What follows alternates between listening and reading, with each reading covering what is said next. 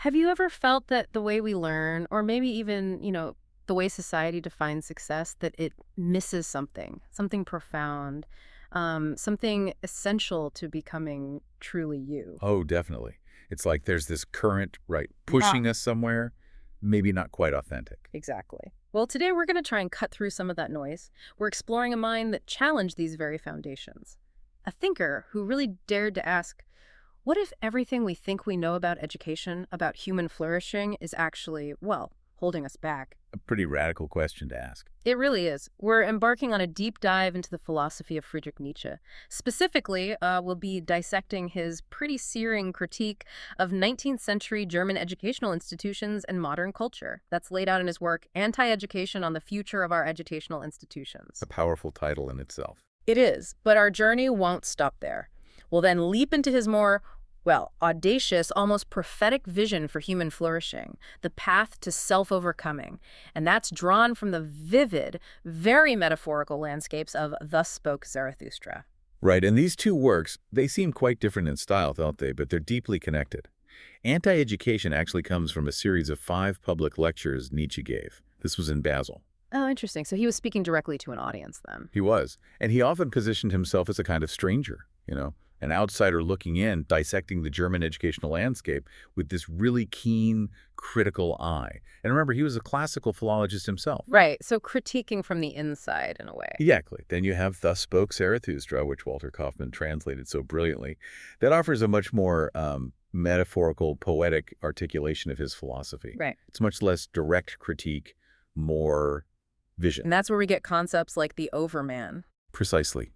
The Overman, his whole idea of a revaluation of values, it's a text designed not just to inform you, but to really transform how you see things profoundly. Okay, so our mission today. We want to extract Nietzsche's core arguments about what he thought had gone wrong with education and society. And believe me, from what I've read, he pulls no That punches. certainly doesn't. We'll try to understand his, well, fierce advocacy for a different kind of human being, someone capable of real self-creation. And importantly, we'll uncover the sometimes surprising, maybe often uncomfortable pathways he proposes for individuals to truly overcome themselves, maybe even forge a new vital culture. It's definitely challenging stuff. We should probably expect some surprising facts, some really tough ideas. And hopefully just enough humor or maybe just shared bewilderment to keep you hooked on this pretty intellectually charged journey. And it's important to stress, this isn't just digging around in history. Nietzsche's questions, even though he asked them back in the 19th century, they feel strikingly, maybe even disturbingly relevant now. How so? What feels most relevant to you? Well, he forces us to confront these fundamental questions, doesn't he? Like, what truly constitutes education? What's the real purpose of learning anything? And maybe the most piercing one, how can we resist just being current currency? Current currency, that's a harsh phrase. It is.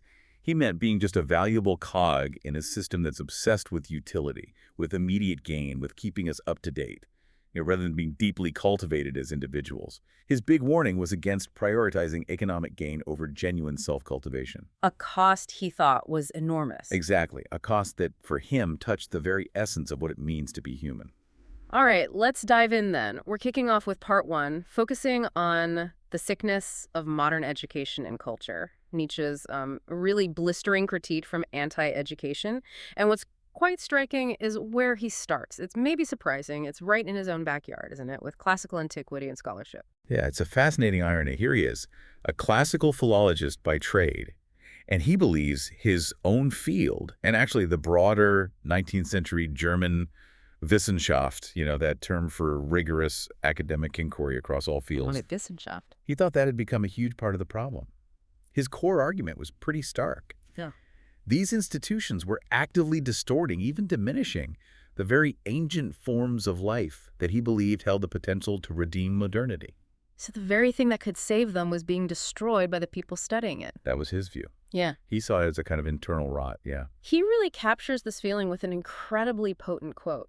He attributes it to a figure in his lectures saying, "Philologists perish and are reduced to dust because of the Greeks. That is a loss we can live with, but for antiquity itself to be shattered because of the philologists." Wow. That's not just a complaint, is it? It feels almost like despair, like the act of studying the past was literally destroying its essence. It really does. And that quote, I think, reveals the deeper systemic issue Nietzsche was getting at. Yeah. For him, this wasn't just about, some teachers being boring or not very good. Right. He saw classical scholars actively draining the life from their material, reducing it all to sterile, dry erudition. Their focus, he argued, was all on this pedantic reconstruction, rather than genuine engagement with the fragments and glimpses that actually reveal the living spirit of antiquity. So missing the forest for the trees, kind of? Exactly. Focusing so much on the method that they completely lost the meaning, the vitality. He certainly didn't hold back.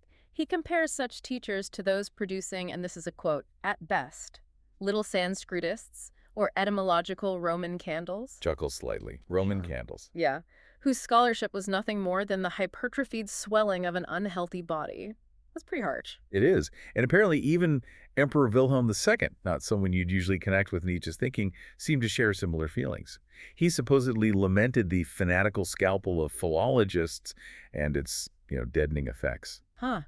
So it wasn't just Nietzsche feeling this way. It was maybe a wider concern, even if the reasons differed. It seems so, yeah. This degradation of antiquity, this turning of vibrant culture into some dusty academic exercise, it wasn't an isolated thing for Nietzsche. He saw it tied into this really complex causal web. A web involving what? Well, things like the rise of consumerism, these new progressive pedagogical ideals he was skeptical of, the boom in mass journalism, the whole modernization of academic work, a kind of cynical turn among scholars, and really critically, the expanding Prussian state. Ah, the state again. Yes, which, according to Nietzsche's protagonist in the lectures, was actively trying to suppress the drive for true education and culture. He saw it as this multifaceted attack on the very soul of intellectual life.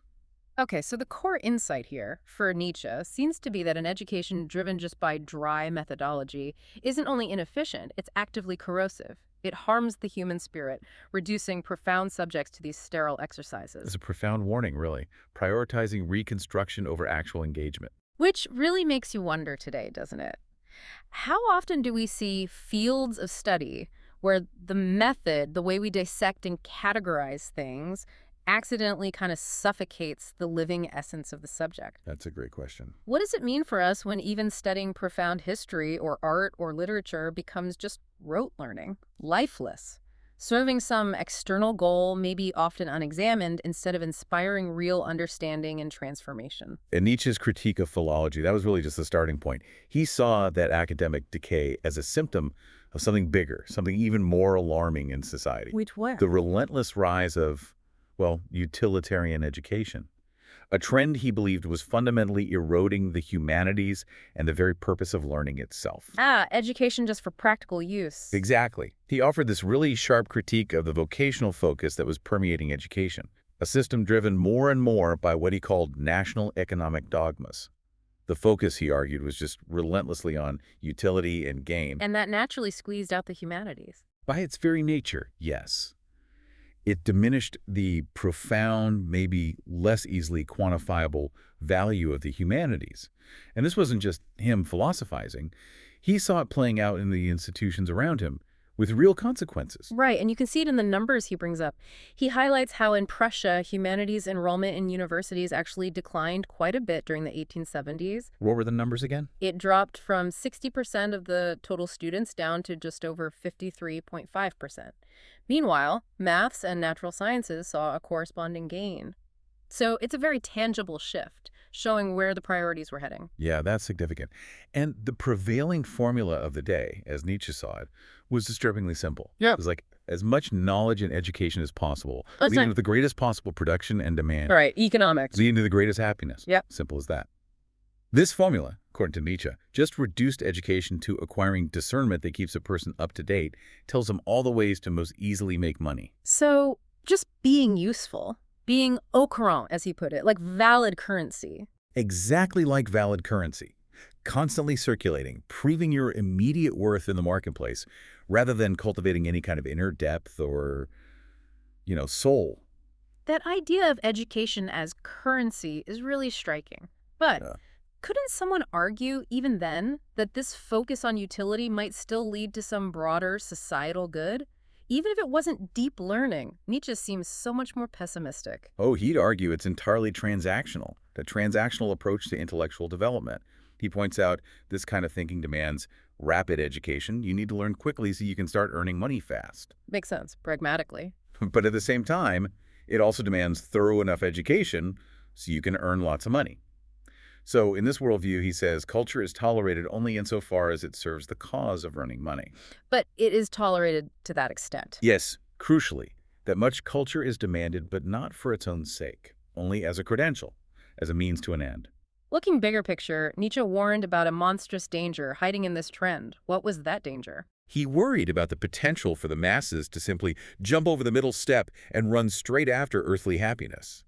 He thought this utilitarian drive could lead people to see education for the majority as just a means to the earthly happiness of a select few. So universal education could actually backfire.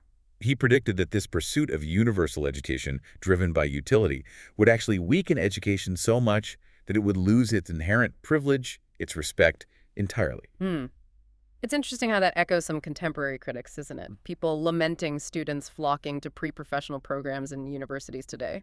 It does resonate. But Nietzsche's tone is, I think, far less hopeful, maybe? While modern critics often still hold out hope for humanistic exploration, suggesting colleges should be places to fight out contending ideas of the meaningful life. Right, fostering debate. Nietzsche seems to suggest the system itself is fundamentally flawed, that this fighting out of ideas is often suppressed, not encouraged, precisely because of the pursuit of utility. For him, an education driven only by utility isn't just inefficient, it's actively corrosive to the human spirit. Reducing people to instruments. Exactly. Instead of fostering their unique potential, it's a profound warning against prioritizing economic gain over genuine self-cultivation. Which really forces us to ask, doesn't it, how much of our own educational pursuits, or even the advice we might give younger people, is driven by that same calculus? Utility, career advancement. What gets lost? Yeah, what is truly lost when education becomes primarily a means to end a job, a salary, a certain social standing, instead of a journey of profound self-discovery and, well, cultivation of the human spirit. Now, if you thought Nietzsche was finished critiquing German education, think again. He also zeroed in on the specifics, German language instruction, and something he called the barbaric abomination of the German essay. Yeah, for a philologist, language was sacred territory. And he saw its instruction in his time as just utterly degenerate. What was the problem exactly? Well, he observed this really striking inconsistency. Students, he noted, they learned respect for grammar and the dictionary when studying Greek and Latin. In those classical languages, a mistake is a mistake. Yeah. The discipline was tough, and it fostered what he called a pious awe for the language. Okay, so rigorous training there. Right. But then, incredibly, this same rigor was almost completely absent when it came to teaching German. Their own native tongue was treated, believe it or not, as a place to relax after the hard work of classical studies. A place to relax. That's incredible. Isn't it? He even points out that useful exercises like translation, which could stimulate an artistic sense for your own language, were neglected for German. He even listed specific phrases teachers should categorically forbid students from using. Like what? Things like to call for, to pocket, take into account, stuff like that. He wanted that same pious awe instilled for their native tongue, too. And this connects to the German essay. Yes, he really honed in on the pinnacle of gymnasium activity, the German essay, calling it the most absurd feature and also the most dangerous. Dangerous. Why dangerous? Because, he argued, it appealed to a student's individuality but demanded too soon. It led to the breeding of immature thoughts. He even mentions how asking students to write about their own life at that age was just inherently unpedagogical. It encourages navel-gazing before they have any real self-knowledge to gaze at. So premature self-expression leads to what? It fostered, in his view, smug self-satisfaction, hasty overproduction driven by self-regard, and this shameful churning out of books. The result, a complete lack of style, loads of immature formulations, and a total loss of any aesthetic canon. And he linked this directly to journalism. Explicitly. He said these traits reflected the literary traits of our journalism. And then he drops that famous line, 1 in 1,000 at most is justified in putting his writing before the world. Ouch. I guess a lot of us would have been banned from Twitter in Nietzsche's ideal world. Cockles. Probably. And it's not just him saying this in isolation. It ties into a broader concern in the late 19th century about so-called newspaper German corrupting the language. The media corrupting language, a timeless complaint. It seems so. Critics worried the press was causing a linguistic sickness. And this also parallels the widespread criticism back then of the feuilleton, that French-style newspaper section for cultural commentary. What was the problem with the feuilleton? It was seen as decadent, fraudulent, un-German, promoting a false subjectivity and being primarily driven by a paycheck, basically stripping serious thought of its integrity for clicks, to use a modern term. So for Nietzsche, this degenerate language instruction, it just fostered superficiality. Pretty much. Leading to what he called despicable, unconscionable scribbling instead of genuine cultivated thought. Which raises a really interesting question for you listening now. In our current age of instant communication, social media, constant content creation, how does this critique of premature individuality and diluted language resonate? Especially when everyone is encouraged to have a platform, often without that rigorous discipline of language or thought he valued so much. Okay, so we've covered the critique of scholarship, the problem with utility, the issues with language teaching. What about the institutions themselves? Did Nietzsche see a problem within the university walls beyond just the curriculum? Oh, absolutely. Beyond the state's overt influence, he identified a deep-seated deficiency within the universities themselves. He argued the very method of instruction was failing to provide true education. The method? How so? Well, one striking aspect he really honed in on was the achromatic method, which basically means a purely auditory, passive way of learning. This was apparently prevalent in German universities. Just listening. Pretty much. He points out how foreigners were often amazed by this.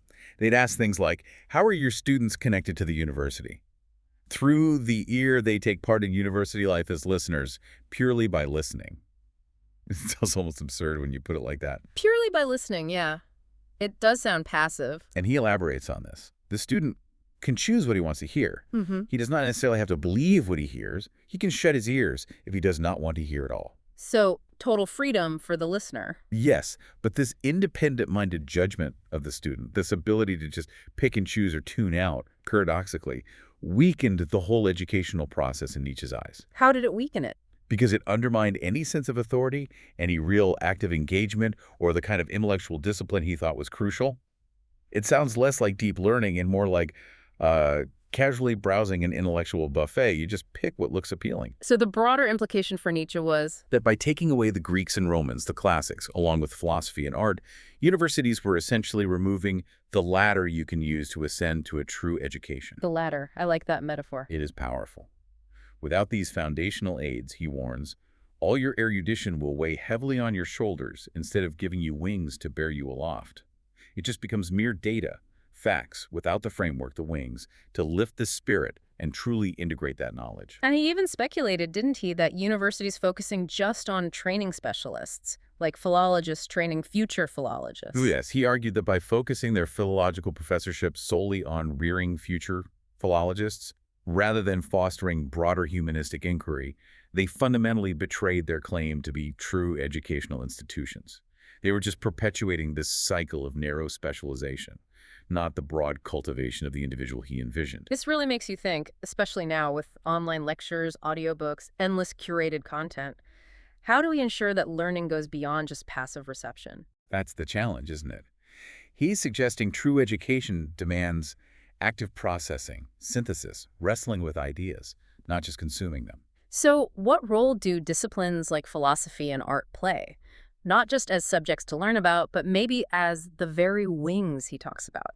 The things that allow us to truly ascend to a higher form of education rather than just accumulating more and more intellectual weight. That seems to be exactly his point. True education isn't just about accumulating facts. It's about developing the capacity, the wings of philosophy and art, perhaps to synthesize that knowledge and lift the human spirit. Moving from those internal university issues, Nietzsche then levels a really scathing critique at the role of the state in education. He saw the state, particularly the powerful Prussian state of his time, as actively promoting a kind of pseudo-culture. Yeah, culture designed for its own ends, which he believed was fundamentally at odds with any genuine human flourishing, or what he called the true German spirit. And he wasn't vague about it. He asserted, didn't he, that the most powerful of these modern states, Prussia, was bold and aggressive, and at the same time so heavy-handed in its centralized management of culture and schooling. Heavy-handed is right. This wasn't just passive influence. He saw it as a deliberate, systematic effort to make sure that the gymnasium, the high school, keeps up with the times, as the saying went. Keeps up to the times meaning serves the state's needs. Pretty much. It was about control, ensuring education produced useful citizens for the state apparatus. And the state wasn't exactly subtle about how it achieved this, according to Nietzsche. Not at all. He highlights how it used its most powerful inducement, the granting of privileges connected to military service, specifically to overcrowd the gymnasium. So linking education directly to career paths and military service. Exactly.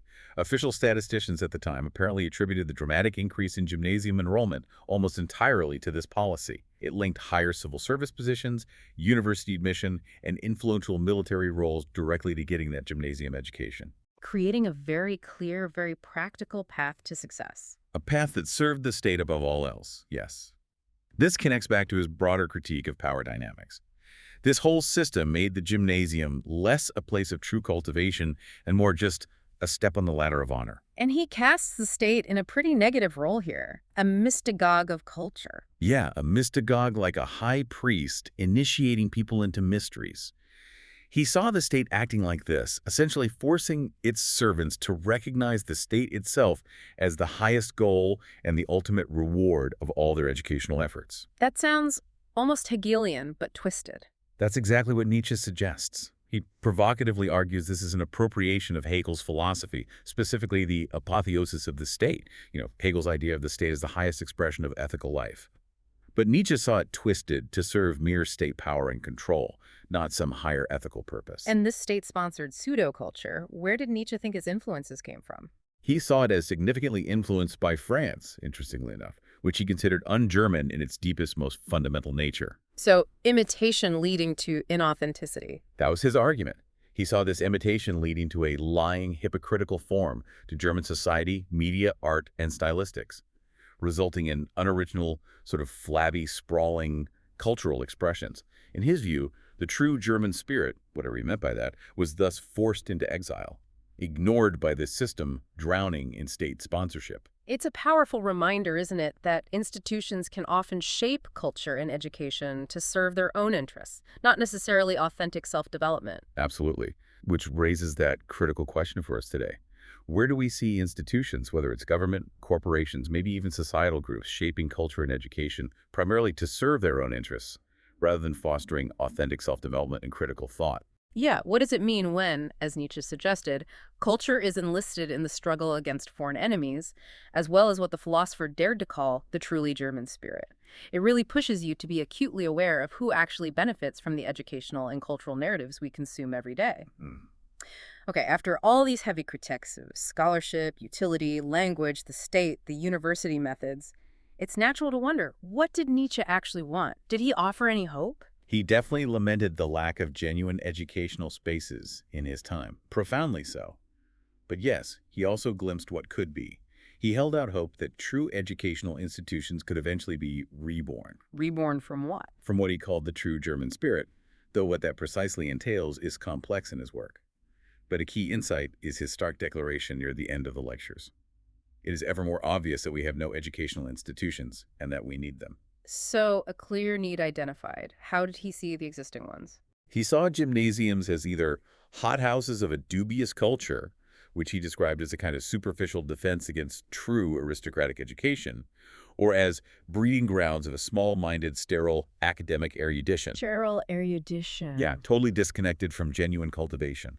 Neither, for him, fostered real human growth. So a true institution, in his vision, would be something entirely different then. Completely different. It would need to provide goals, masters, methods, models, companions, and crucially, the invigorating, uplifting breath of the true German spirit. He insists that true culture begins in a layer of the atmosphere far above the world of necessity, scarcity, and struggle. So not practical, not career-focused. Explicitly not a course of instruction that ends in a career in breadwinning. It's a totally different paradigm. It values intrinsic development, the cultivation of the self, over any extrinsic gain or utility. Did he point to any examples, even flawed ones, of people seeking this? He did mention the tragically earnest attempt of the Burschenschaft students. These were student fraternities, particularly those returning from the Napoleonic Wars earlier in the century. What was earnest about them? They were seeking deeper roots, a connection to something more authentic. And significantly, they understood the need for great leaders and for obedience lessons, Nietzsche notes pointedly, that they learned on the battlefield, not in the halls of academic freedom. So a different kind of learning. About character, maybe. Exactly. They recognized, he felt, that true education was about forging character and spirit, not just acquiring facts or chasing individual whims without discipline. He uses that orchestra analogy too, right? That's quite memorable. It is. Imagine being deaf at a concert rehearsal. He says it's just a crude comedy of awkward movements. But then imagine you can hear, but the conductor communicates only the spirit of boredom. What happens? The orchestra falls apart. It becomes a mere crowd, mildly annoying if not downright distasteful. Just people going through the motions.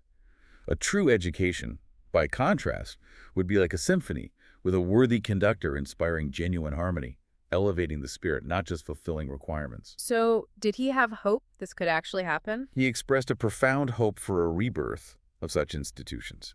He confidently predicts the eventual victory of an educational tendency that already exists, even if at the moment it is neither popular nor respected nor widely prevalent. A hidden current, maybe? Perhaps. A tendency he believed was aligned with nature's eternally invariable intentions. Which of course leads us to ask, what would a true educational institution look like today? One free from what he called unnatural methods and premises that run counter to nature's intentions for human development. How might we, as individuals or maybe as communities, foster environments that truly cultivate the human spirit, rather than just training it for utility or conformity? It's a huge question. Okay, let's shift gears now. Moving from his powerful critique of the systems around us, we turn to Thus Spoke Zarathustra, and here we find Zarathustra's audacious path within us towards the overman, the cultivation of the higher man. And it seems to begin with a really fundamental reorientation. Yes, it starts with an almost shocking affirmation of the earth and the body, a fierce rejection of those he labels the otherworldly despisers. How does he frame that initial call? Well, one of the striking things Zarathustra offers right at the beginning is this call for fidelity to the earth. He challenges us directly, asking, all beings so far have created something beyond themselves. And do you want to be the ebb of this great flood and even go back to the beasts rather than overcome man? Wow, that's a direct challenge to transcend our current state. It is, but crucially, not by escaping it, not by looking elsewhere, but by digging deeper right here. And he doesn't mince words about those who do look elsewhere, does he? Not at all. He delivers this powerful, almost sermon-like plea. I beseech you, my brothers, remain faithful to the earth, and do not believe those who speak to you of otherworldly hopes. And then he calls them Poison mixers. poison mixers, are they, whether they know it or not. He sees those promising heavenly rewards as actively poisoning our earthly existence, diverting our energy, our creativity from the here and now. This feels like a foundational shift in values he's demanding. Absolutely. Zarathustra declares, once the sin against God was the greatest sin, but God died. A hugely famous statement, of course. He continues, to sin against the earth is now the most dreadful thing. So the ultimate sin is betraying this life. That's his point. He believes those who despise the body, those who look to these ethereal afterworlds for meaning, have actually invented the heavenly realm and the redemptive drops of blood out of their own sickness, their own inability to truly create and affirm this life right here. Because they can't create beyond themselves in this world. They invent a fantasy beyond this world. That's the idea. He contrasts this beautifully with what he calls the voice of the healthy body. That is a more honest and purer voice. It speaks of the meaning of the earth. An embrace of our physical lived experience as the source of truth. Yes, as the source of truth and value, rather than something to be transcended, escaped, or seen as inherently flawed. So the broader implication here, valuing the earth and body isn't just like a lifestyle choice for Nietzsche. No, it's a profound philosophical stance. It grounds all value in lived experience, in earthly creation, rather than in abstract, unprovable afterlives or moral codes supposedly imposed from some higher realm. He's essentially saying, look, this is where meaning happens. Yeah. Right here, right now, in your embodied existence. So the core insight is that despising the body, seeking meaning only in afterworlds, is actually a symptom of life denial. Yes, and it actively poisons our potential for earthly creation and fulfillment.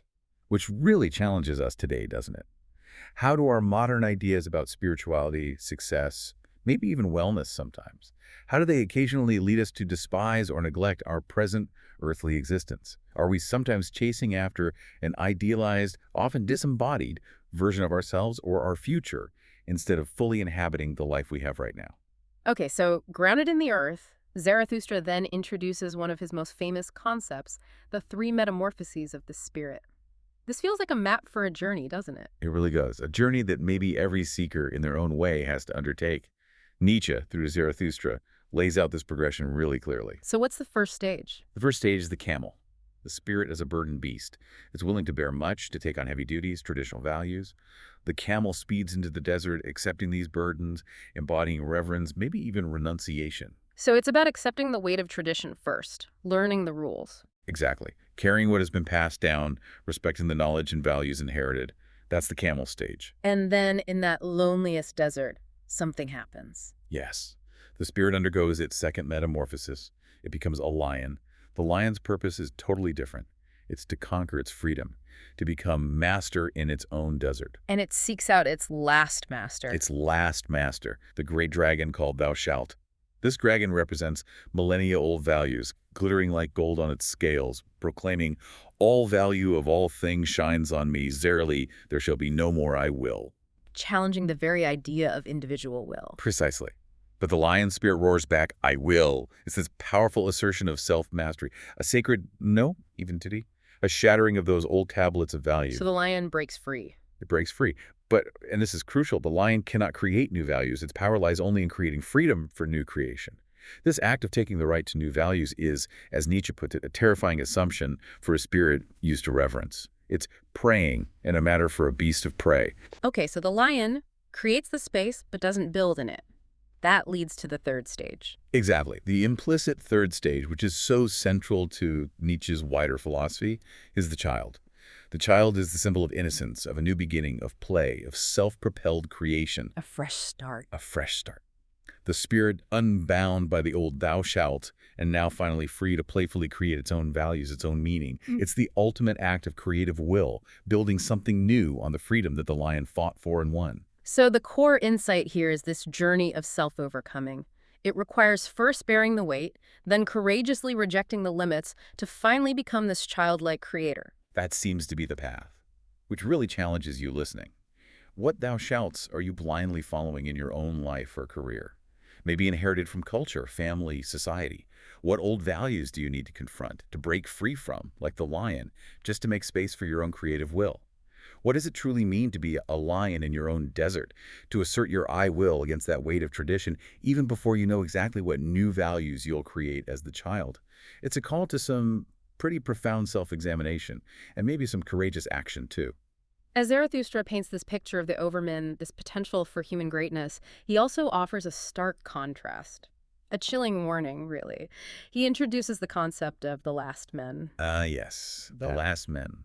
It's a depiction of humanity that has reached a state of, well, profound mediocrity, a deep aversion to anything that demands real effort or causes suffering. How does Zarathustra describe them? It sounds pretty bleak. It is bleak. One of the most striking lines is when Zarathustra says, "We've invented happiness," say the last men, and they blink.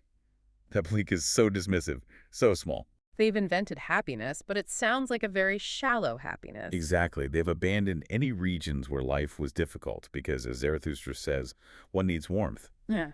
They even love their neighbor, but not out of genuine affection or connection. It's just because one needs warmth. It's a calculated comfort, a way to avoid being alone or cold. It's all about avoiding discomfort. Completely. He paints this picture where, for the last men, becoming sick and harboring suspicion are sinful to them.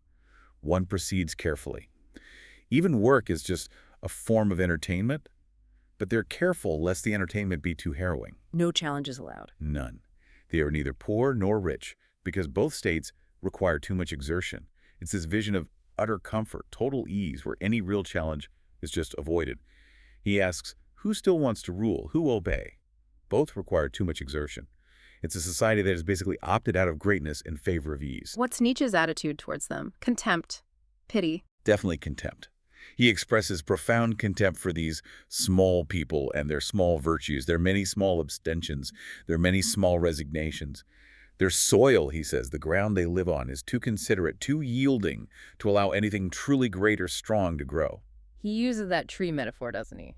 Yes, the powerful line. But that a tree may become great, it must strike hard roots around hard rocks. The last men, by contrast, avoid all hardness, all resistance. So he's not just condemning their lifestyle, he's critiquing their very capacity to will anything. Precisely. He asks that pointed question, do whatever you will, but first be such as are able to will. The implication is that the last men, in their relentless pursuit of ease and comfort, have actually lost the capacity for true, strong willing. They can't even desire strongly anymore. That seems to be the idea. Their very nothing too is a spider web in a spider, which lives on the blood of the future. It's a terrifying image. Their passivity, their lack of will, actually stifles any potential for genuine creation or growth that might come after them. So Nietzsche's core insight here is that a society obsessed with comfort, ease, avoiding struggle, it just breeds these last men, people who lack the will to create anything meaningful, ultimately stifling humanity's potential. That's the warning, loud and clear, which forces us to look around today, doesn't it? Yeah. Do we recognize elements of the last man in our own, striving for comfort, for ease, for the avoidance of struggle at all costs? How does our society, maybe inadvertently, encourage these small virtues, being polite, safe, inoffensive, sometimes at the expense of genuine depth, strength, or that audacious will to create something new and difficult? Nietzsche really compels us to examine whether our pursuit of happiness is leading us towards a fulfilling life, or maybe just towards a comfortable, blinking, ultimately diminished existence. This journey with Zarathustra keeps pushing us, challenging our most deeply ingrained assumptions. And nowhere is that clearer than when he tackles morality itself. He embarks on this radical revaluation, questioning conventional ideas of good and evil. Absolutely. And this is where he introduces a concept absolutely central to all of Nietzsche's later thought, the will to power. Before we get to will to power, how does he approach good and evil? Well, one striking aspect is Zarathustra's assertion that all names of good and evil are parables. Yeah. They do not define, they merely hint. He argues these concepts aren't eternal truths handed down from some divine source. They're human-made. Exactly. Yeah. He says, good and evil have always been created by lovers and creators. They are human creations, born from specific wills, specific desires, specific perspectives, not objective, universal facts floating out there. Okay, so morality is created, not discovered. Then what's the driving force behind that creation? This is where the will to power comes in. Precisely. He reveals what life itself supposedly confided to him as a secret. I am that which must always overcome itself. This, he explains, is the will to power. Now, will to power sounds aggressive, maybe even sinister to modern ears. Is it just about domination? That's a common misunderstanding, but it's much deeper and more nuanced than that for Nietzsche. Think of it less like a tyrant wanting to dominate others, and maybe more like an oak sapling pushing its way through concrete. Okay. Is the sapling evil? Is it driven by malice? No, it's driven by this irresistible internal urge to become itself, to grow, to reach for the sun, to fulfill its potential against resistance. That's closer to the will to power in action. So it's a fundamental drive. Yes, a fundamental drive inherent in all life, he thought. Not necessarily a conscious desire for domination over others, but this basic impulse to grow, to expand, to overcome limitations, to overcome its present form, always striving for something more, something higher, farther, more manifold, as he puts it. So how does this relate back to traditional morality? Well, the implication for Nietzsche is a highly critical stance towards what he sees as traditional, often life-denying virtues. He scorns those for whom virtue is the spasm under the scourge, virtue born from fear or coercion, or those for whom vices grow lazy, people who aren't even energetic enough to be truly bad.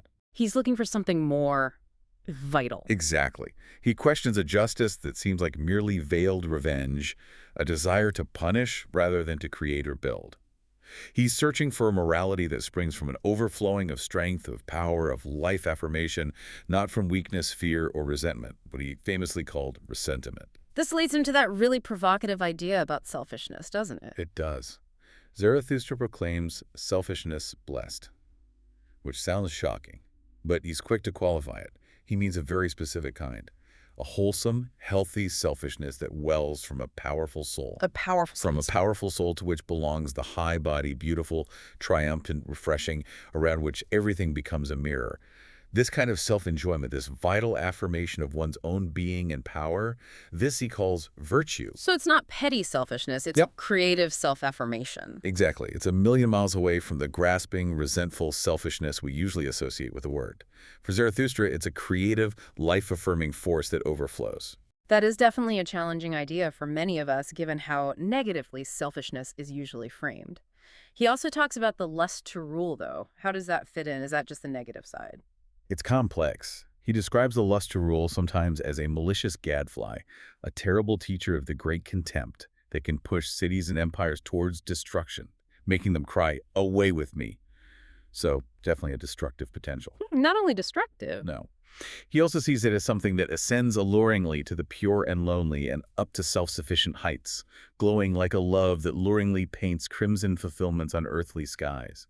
So it seems he's not simply endorsing tyranny. He's exploring the fundamental drive for mastery over oneself, mastery over one's environment as a core aspect of the rule to power, acknowledging both its potentially destructive and its creative sides. Okay, so the core insight is traditional morality might often stem from weakness, while a true life-affirming will to power is about self-overcoming and creation, not just crude domination. That seems to capture it. Which leaves us with some really uncomfortable questions.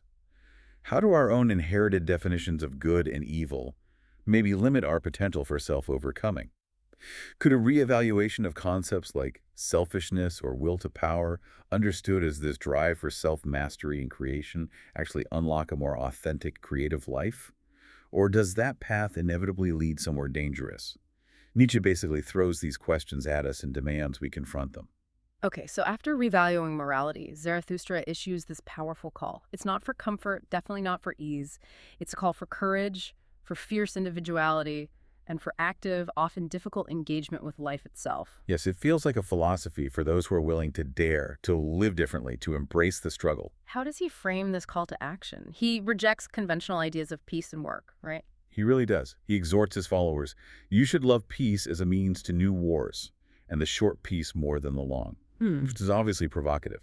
And he says directly, "To you I do not recommend work but struggle. To you I do not recommend peace but victory." So life as a constant striving, a process of overcoming. Exactly. Not a tranquil state of rest, not just being productive in the conventional sense. It's dynamic. It's active. And he connects this directly to courage. Very much so. He declares, "Courage is the best slayer, courage which attacks, for in every attack there is playing and brass." This kind of courage, he says, slays dizziness at the edge of abysses. And then he poses that rhetorical question. Where does man not stand at the edge of abysses? Acknowledging life's inherent peril. Precisely.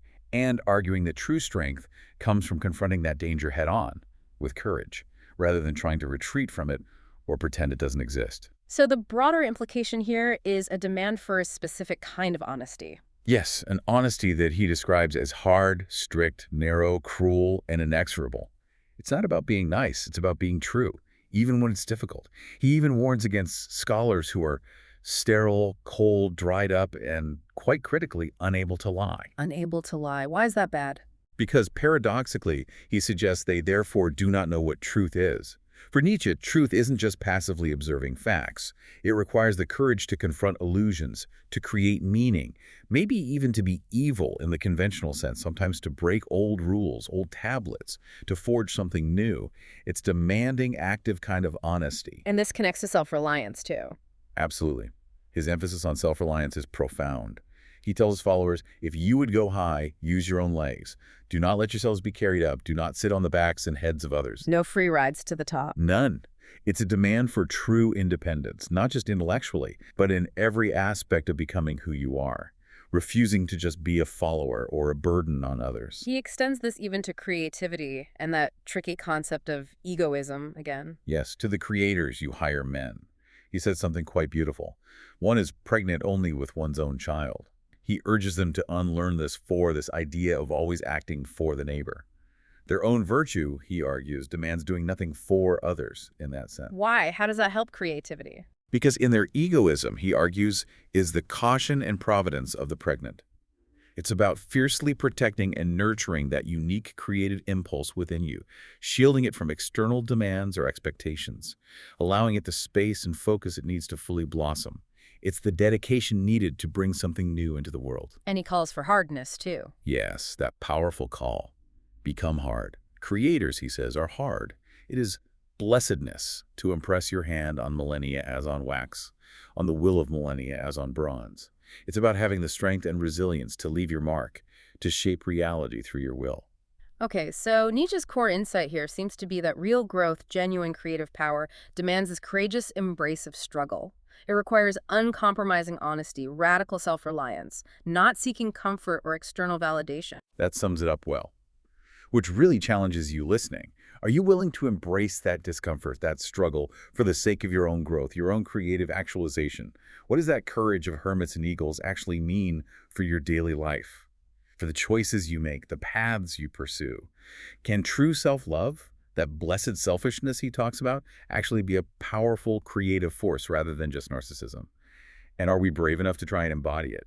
We arrive now at maybe the most profound, certainly the most challenging part of Zarathustra's journey. His overcoming of his own deep melancholy, his disgust with existence, which culminates in him grappling with and finally accepting the idea of the eternal recurrence of all things. Yes, this leads to a boundless affirmation of life, but getting there is incredibly intense. It's really the culmination of his philosophy in Zarathustra. How does Nietzsche portray Zarathustra's internal struggle with this? Well, one striking aspect is how Zarathustra openly describes his own difficulties. He talks about his solitude, his search for a mythical children's land, yet undiscovered. He speaks of being chained to the love for my children, perhaps meaning his ideas, his creations, and he grapples constantly with his abysmal thought. The abysmal thought being the eternal recurrence. Yes, this deep, unsettling truth that everything, absolutely everything, will recur eternally, exactly as it is.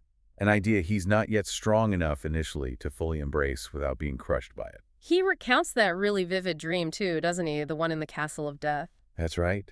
A dream of guarding coffins in a lonely mountain castle of death filled with these dusty eternities. It's such a powerful image of life that has been overcome, finished, preserved, but dead, looking back at him from glass coffins. It represents the weight of the past, the it was that can't be changed. But the dream shifts, right? It doesn't end there. Yeah.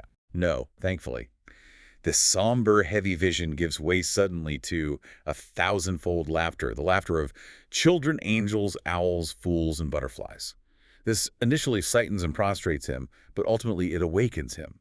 This laughter, spreading over everything like a colorful tent, becomes this incredible symbol of life's triumph over death, over weariness, over the weight of the past. It's a rebirth of joyous affirmation. So the broader implication here for Nietzsche is that redemption isn't about being saved by someone or something external. Not in the traditional sense at all. Instead, redemption for Zarathustra is about actively recreating all it was into a "thus I willed it." Willing the past. How is that possible? It involves this radical overcoming of the spirit of revenge, that resentment against time itself, against the fact that the past cannot be undone. It's about transforming regret, bitterness, resentment into affirmation, saying a powerful yes to everything that has been, embracing it as if you had willed it yourself. This sounds incredibly difficult. He illustrates it with that parable of the shepherd and the snake, right? Yeah. Yes, that's one of the most powerful and disturbing parables in the book. A shepherd is literally choking on a black snake that has crawled into his throat. It's this visceral image of being suffocated by something disgusting from the past, something unchangeable that fills you with nausea. And Zarathustra tells him to. Zarathustra cries out, "Bite! Bite its head off!" A brutal command. The shepherd bites, spews the snake's head out, and then leaps up. And the text says he was no longer shepherd, no longer human one, changed, radiant, laughing. So a radical transformation through confronting the horror. Exactly. It signifies this radical act of self-overcoming, transforming that moment of utter disgust and paralysis into radiant liberation, acceptance, even laughter.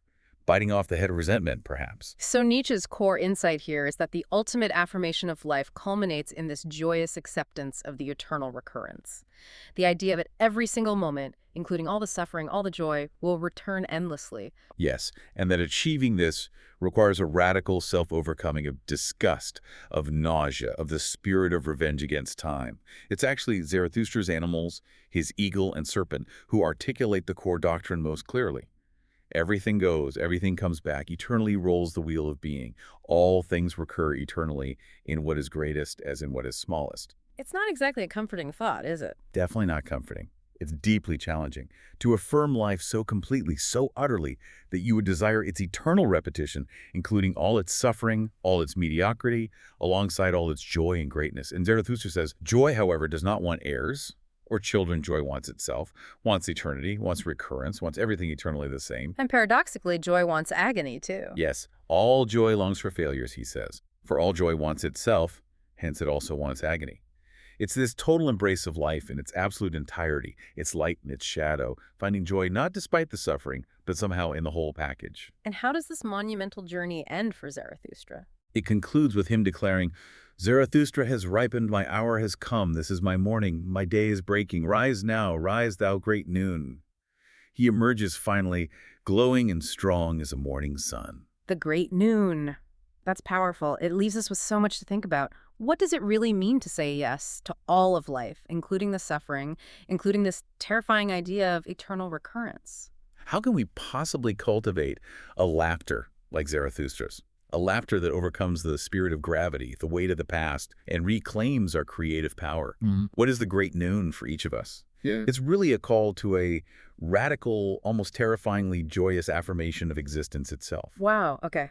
What a journey we've just taken, really. We've navigated through Friedrich Nietzsche's incredibly powerful critique of an educational system, a cultural system, that he saw as just stifling the human spirit. Yeah, favoring utility, superficiality, conformity over any kind of genuine cultivation or depth. And then we explored Zarathustra's really audacious vision for overcoming all that, for creating new values, affirming the earth, affirming the body, embracing life in its absolute entirety, even the suffering, through these challenging lenses of the overman, the eternal recurrence. It covers so much ground. And Nietzsche, through these different voices, the critic in anti-education, the prophet in Zarathustra, he challenges us constantly, doesn't he? He wants us to be calm readers in this dizzying haste of modern life, to learn the secret of reading between the lines, not just of texts, but of our own lives, of the world around us. And to question everything. Absolutely. To question the thou shouts that shape our existence, those inherited beliefs, those societal expectations that might just be holding us back without us even realizing it. He asks us to look beyond the conventionally good and the just, who might, in his view, be mere Pharisees, clinging to outdated, maybe life-denying virtues. And instead seek. Instead, seek the courage of hermits and eagles, the strength to forge our own paths, even if they're lonely or difficult. So we should probably leave you, the listener, with a final provocative thought from Nietzsche, a challenge not just to reflect on all this, but maybe, just maybe, to act. He says through Zarathustra, break, you lovers of knowledge, the old tablets. A powerful command. It really is. So the question for you is, in your own life right now, what old tablets, what inherited beliefs, what societal expectations, what self-imposed limitations are you ready to break? What comfort zones, what maybe small virtues, what outdated notions of good or evil are you willing to smash just to make way for something new? And maybe even more importantly, what new tablets will you then attempt to engrave? Engrave with your own blood, your own creative will, to truly become who you are, to maybe, just maybe, ascend towards your own great noon. The challenge, as Nietzsche would surely insist, is yours.